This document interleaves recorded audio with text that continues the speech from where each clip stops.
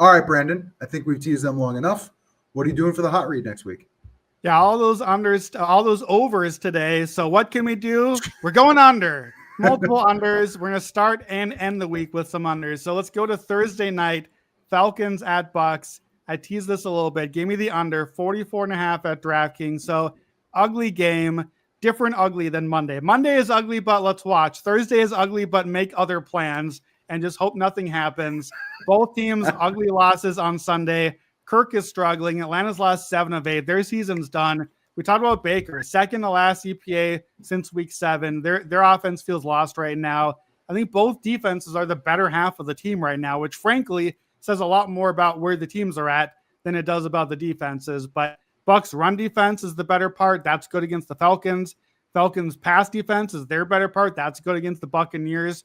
I just think it's not a great atmosphere for the offense. And then short week, okay, Mike Evans probably not going to be ready yet on a short week. Drake London probably not ready yet. Tristan Wirfs didn't get to play today. Is he going to be ready Thursday?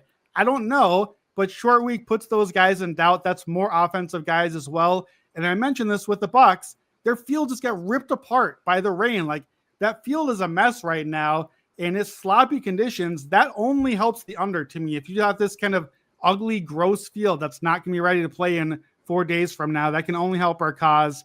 Week 14 forward, you love division game unders. If it's a home favorite under 7, 56% to the under. If it's a total from 43 to 47 points, like this one, right in the middle, 56% to the under. To me, this is a classic late season Thursday night. Like, again, go do some Christmas shopping. There are college playoff games coming. There's NBA Cup games Tuesday and Wednesday. Listen to Buckets for coverage of that. You can't do sports every night. Buccaneers, Falcons, under, and don't watch it. Nothing's happening. Get it before the key numbers, under 44.5.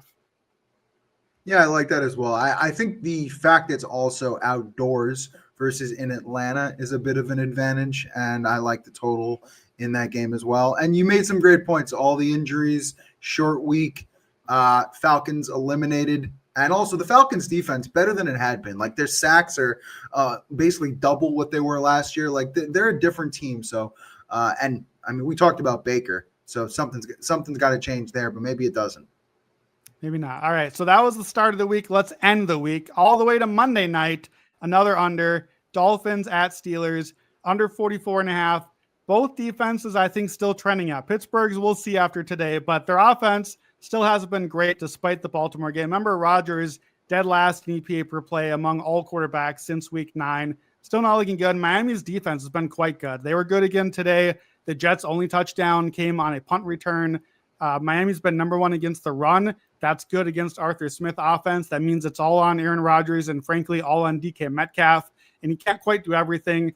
Pittsburgh's already had 4 games, 35 or fewer points on the season. Miami's had 5 at 41 or below, and Miami has gotten under 44.5 6 straight games right now into this game. So primetime unders, we mentioned outside of Thursday, 61%, 60% this year, just hit tonight, obviously, as well. Unders between 39 and 44. When the total drops, you want to just keep riding the under 55%. We're not quite under 44 here, but some books it is already. So it's 43.5 this morning. I put it in the app. Maybe you played then. It kind of had a brief move up, but it's falling again. It's moved around. There's like a 2-point spring right now, but I just get the best number you can. Obviously the highest. 40 to 44, like every single number in that range is key. So there's a reason we're grabbing these right in the spot where they're at. Under 44.5 if you can. Just get the best number out there. And a little bonus. I know we kept you long tonight. This one I put out on Twitter. Here's a bonus hot read, a futures hot read. Nicky Manwari, Defensive Rookie of the Year. Best number you can find. I still saw a 30 to 1 out there.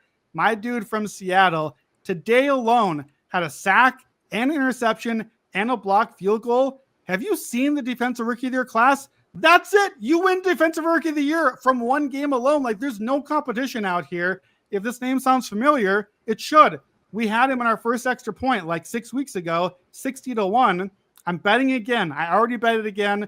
Look, I have Schlesinger. He's the favorite, 35 to 1. He's in my portfolio, but he got injured today. He went in the concussion protocol. He got cleared, but you never know when symptoms come up with that. We're not wishing on anything, but he might not even get to play next week for all that we know. And by the way, Myles Garrett's going to win Defensive Player of the Year and set the sack record.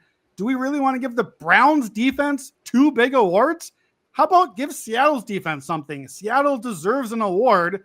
This seems like a good way to reward them. And this is a market that doesn't have a clear favorite, can move very quickly. I see a 30-1. I see a 25-1. I think it could be like a plus 300, just like that. Like this could swing really quickly. I'm doubling down, tripling down. I love Nicky Manwari. I think he's going to win this thing. So grab him as a little bonus hot read in addition to your unders to wrap up our podcast tonight. Yeah, I'm looking at a book right now that has awards odds up, and Schlesinger is priced like Myles Garrett, and I don't feel like that makes sense. It doesn't. So I think at that point, just the handicap from there, I think that's right. The defense is a splash plays award. We don't give it anymore. We used to give it to linebackers because they were just racking up tackles. We now give it to sacks and interceptions and block field goals. And it didn't quite matter because 100%. It was a blowout and it wasn't a huge spot that anyone really watched. But I think when people start to notice these stats the next couple of days, I think this is going to get bet down in a hurry. And Schlesinger may well win it. Hopefully you have that ticket as well. But I think Manwari should be right in the mix. And look, Atlanta's pass rushers, I think they both got a little banged up today. They're supposedly the next guys. Philadelphia's linebacker, Jihad Campbell, he was second in the odds. He's not even playing anymore for them right now. He can't get on the field. So this is a wide open, and I think Manwari can win, and I think he's going to. Yeah, I see one book right now, Manwari down to like 6-1. So shop around, make sure you find your prices. That'll do it here on the Action Network podcast for our NFL Week 14 recap episode presented by DraftKings.